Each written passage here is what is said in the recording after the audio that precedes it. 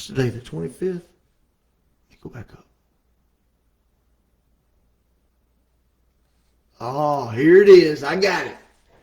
Okay, this man, this reverend wrote to me, and I'm going to read it to you. I'm not going to say his name or anything like that. I'm going to read it to you. He said, "Hey, Brad, my wife and I met you at the Reopen America tour in Tampa, Florida last June. We live in Indiana. I watch your little talk show often and see the comments where people are still having doubt about what's going on. I have some intel, though fairly minor, that proves there are clones/body doubles within the government. The church I am a member of gained a new pastor." I'll just say that. This person, he knows somebody that used to be heavy into politics. And I say all this to lay out the information. As you can imagine, being a pastor in today's world, let alone being in politics, can cause a rift.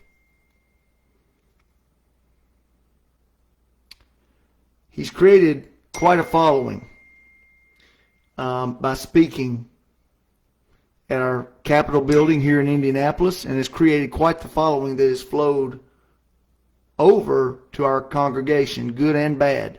Bad meaning some folks just don't care for the right side of thinking. With that explained, now the details. He, the pastor, has regular security with him. He attended a political function in Indianapolis not long ago. In attendance was Mike Pence. In quotes. Notice the quotations. Here's where this gets interesting. One of the security detail grew up with Mike Pence. One of the pastor's security detail grew up with Mike Pence. Attended school with him there in Indiana. Hung out, had dinner regularly with his parents, etc. Now, when the security fellow walks up to Pence, Pence greets him with a, "Hi, I'm Mike Pence from Indiana." Here's the first clue. One, the political event is in Indiana, and pretty much everyone knows Pence. Why did he say Mike Pence from Indiana? Also, remember the security fellow and Pence spent their entire childhood growing up together. So why didn't he recognize this? Then they engage into a brief conversation, not exposing the obvious already revealed.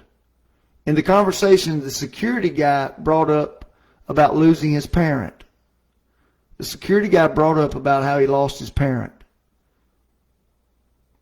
which,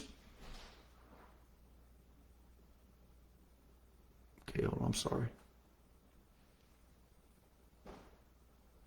The security guy brought up about losing his parents, which Pence used to eat dinner with growing up. Pence used to eat dinner with his parents.